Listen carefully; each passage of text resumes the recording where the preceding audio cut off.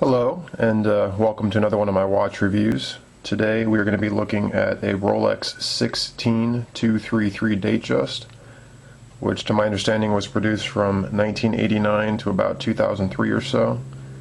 And thought I'd go over some of the general features of this watch and a little bit of a visual overview. So to begin, let's take a look at the Rolex box this watch arrives in. If you'll take a look over here, we'll see that it's got Rolex Oyster on the box here, and this like a natural stone background cardboard box. And inside the box, we'll see the Rolex green leather case, and there's the Rolex symbol on it. Kind of a cool detail. And if we pull it out of here,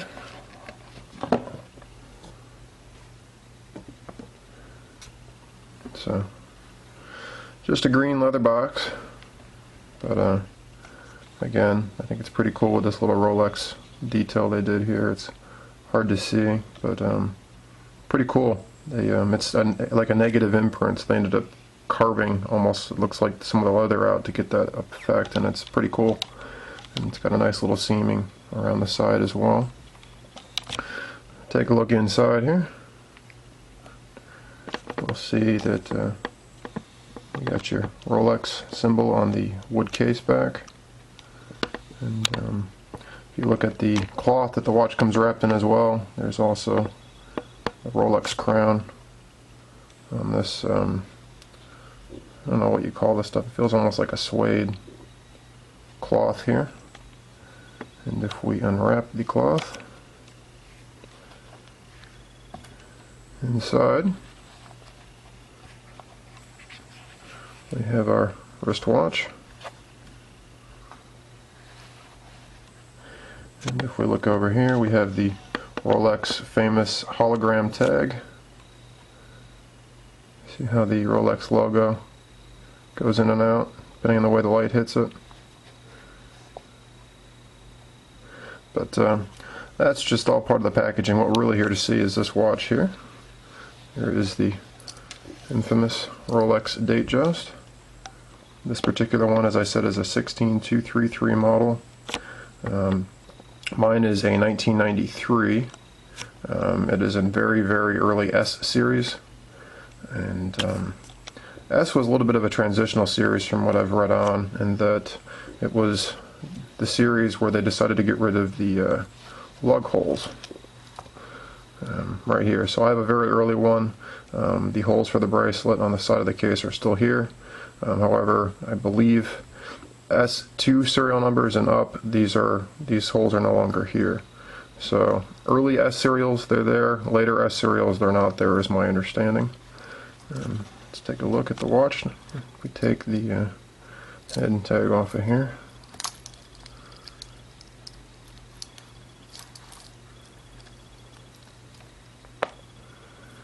So if we zoom in on the face here, this watch is the 18 karat gold version. 18 karat and stainless, excuse me. Early Datejust had 14 karat gold. This is one where they've already done the transition to 18 karat gold. And this one does not have a luminous dial either. This one is all gold. So the hands, there is no lume on the hands, there's no lume on the dial at all. So this watch does not glow in the dark. So if you're into reading your watches at night, this is not the watch for you. Majority of the Datejust that I've seen have the luminous feature. I'm actually kind of surprised this one doesn't. So again, if this is not the kind of watch you want to be wearing at nighttime, if we take a look, you can see all the markers on the dial itself are gold. So all the Roman numerals are gold, the hands are gold, the crown is gold. Here's the famous 18 karat gold fluted bezel. The bracelet, of course, is all 18 karat gold. The crown, again, as everything else on the watch, 18 karat gold. There's the famous Rolex crown logo. It just has a straight line below it because this is not the triple lock crown like you'd see on a sub. It is, however, an oyster case model, so it does screw down.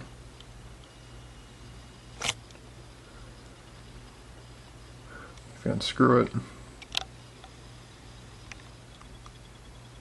and you can sort of see the threads. This uses the Rolex in-house 31-35 movement, and if you pull it out, the crown completely, it is a hacking movement. This is the same movement that they use in the Sub, and they use various other versions of this movement, to my understanding, in the Explorer and the President and the majority of the Rolex line. Put it back in. One of the other features of the 16233 models is that this was not only the first model to put in a sapphire case, or excuse me, not case, crystal. The earlier 16013 model Datejust did not have a sapphire crystal, to my understanding. This one also has the quick set date function. So if I pull it out to the first position, second position, excuse me, first position is winding.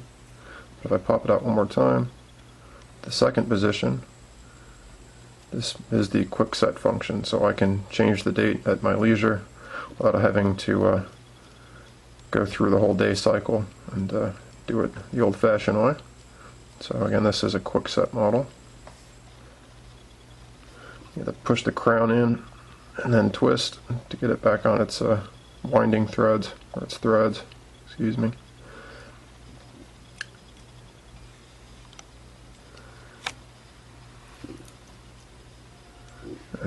As with all Rolexes, well actually I shouldn't say all, most Rolexes, this just has a plain case back on it. A few exceptions, the Rolex Deep Sea has writing on the back of the case, and the Tudor models have writing. There's probably a few other exceptions, but majority of Rolex case backs look just like this one, assuming they've had their hologram sticker removed. This one, the hologram sticker would have sat here years and years ago, but this one being a 93, it's long gone because they eventually do wear off and people just take them off. So that's the way most Rolexes should look, a completely plain case back. As this is an older model, it's got the common stamped clasp. If we look, it's a little bit shiny. Hopefully I can get some detail on it. So again, this is just a stamped fold over clasp. Pretty common. Newer Datejust use a more of like a flip lock kind of clasp. It's much nicer than these older ones have. I prefer the newer style clasp.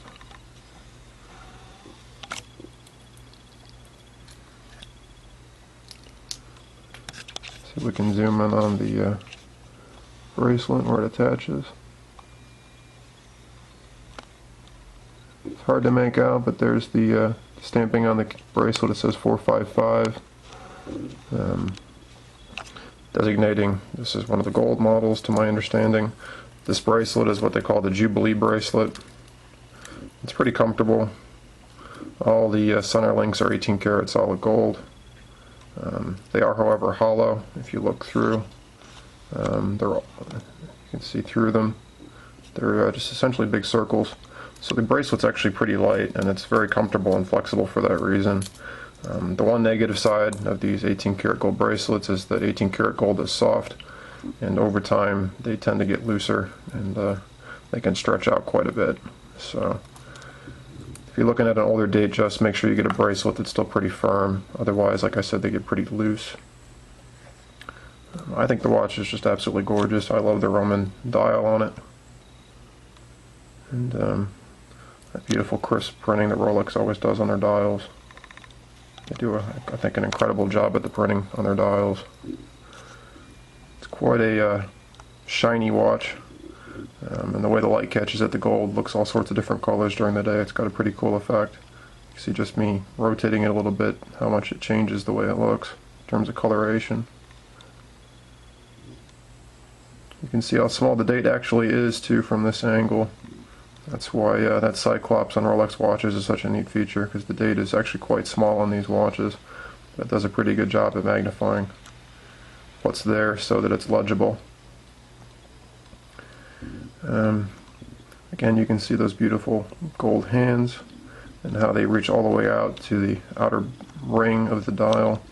A lot of replica watches get really short, stubby hands, but Rolex watches, their hands are of a really good length, and it really is good for legibility. There's the beautiful applied crown, if I can get it to zoom in.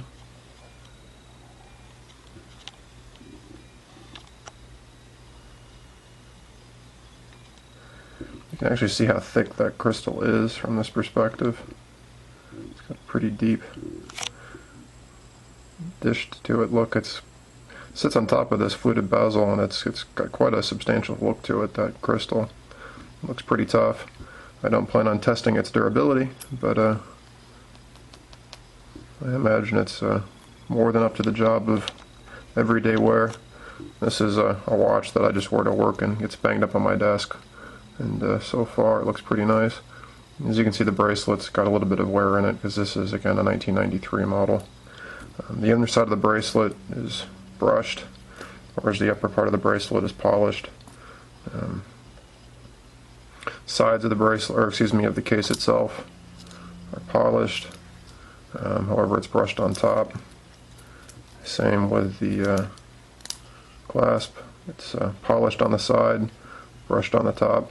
And this brushed effect helps it from picking up too many scuffs on a desk, as most of these watches are worn day to day and can tend to get a little banged up, so it's nice to have the most common surfaces that touch other surfaces be brushed. They don't pick up too many different scuffs. So overall, it's a very pretty watch. I really enjoy it. If you're looking at one of these, I suggest picking up one of these older ones like this one. This is actually, you know, today they make a model that looks almost identical to this. This watch, like I said, is a 1993, but you can buy one that looks just like this, and it's going to set you back over $10,000. In fact, let me, I'll grab the advertisement and I'll show you. So this 16233 model is going to set you back about $2,500 to $4,500 on average, depending on condition and who you buy it from and what kind of warranty they give you with it pre-owned. But a current model, which looks identical to it, right here, if we look, is actually going to run you about $10,100. And if we look at them together, you'll see that they haven't bothered to change much in the over the last decade, almost 2 decades since this watch was produced. So I think a used Rolex Datejust represents quite a value. And while I can understand why people buy new watches, I think you're going to get a much better value if you buy a pre-owned one like this. I bought this watch and it came with a 1-year warranty as well. And to me, it just represents an outstanding value. Some of the things you're going to be looking for when you're looking at purchasing a pre-owned Datejust: sapphire crystal means you're going to be paying more. So the 16233s, this model, go for more money in general than the 16013s because you're paying for the sapphire crystal, and the quick set date function. Quick set models go for a higher premium. Models that don't have the holes in the case as well tend to have about a $200 premium on their price. I actually prefer the case holes. I think it's kind of a nod to Rolex heritage and just think it's a cool look. But if you prefer one without these holes, you're going to pay a little bit of a premium for that as well. The one thing, like I said earlier, that I do like about the newer Rolexes, though, is they have a much nicer clasp than this clasp. But when it's on your wrist, that's not something you're really going to be noticing. So I think this represents a great value for watches. It's most likely going to hold its value. Should you ever need money, they're incredibly easy to sell. They tend to hold their value quite well, and in some cases you can even make a profit if you buy the right ones. I've actually made money on my Submariner, and I anticipate if I keep this one long enough too, I'll make a little bit of a profit on it.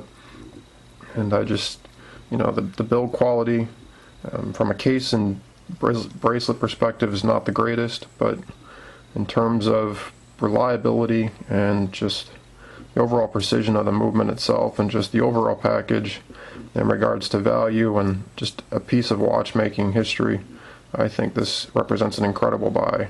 So I'd highly recommend anybody interested in watches, dress watches, Rolex watches, watches in general, look at a Datejust. I think it represents, again, a wonderful value in the watch world, and I wouldn't second guess any purchase for one of these. Get it from a reputable dealer.